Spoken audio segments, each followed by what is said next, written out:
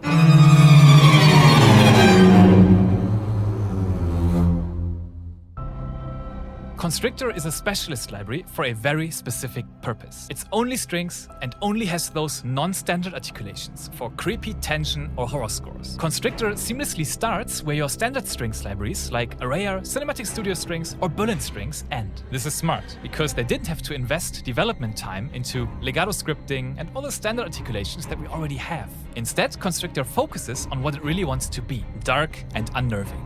The 400 articulations are neatly organized into 8 categories and named descriptively if possible and creatively if necessary. I especially like the creative ones. The sounds of Rising Dead, The Swarm or Skin Crawlers instantly create an eerie cinematic atmosphere. For each of them I thought, it's that effect, and could immediately connect with them. Like imagining in what situations I would use them. There's a lot of stuff, and it gives you control over shaping the nuances of tension you want to create. You can sculpt the intensity levels from whisper-quiet, eerie harmonics and drones, rising tensions and build-ups, all the way up to climactic stabs and shrieks, bends, and all those sounds you expect when a serial killer comes to hunt you down. As a little workflow bonus, Audio Imperia provides Cubase and Logic expression maps for free on Constrictor's product page. With these you can quickly assign articulations in your DAW without having to key switch. And if you're using Studio One, you can convert expression maps to sound variations with Lukas Ruszczycka's Studio One toolbox. Link is in the description. One thing you should keep in mind is that risers and downers of Constrictor do not tempo sync to your DAW.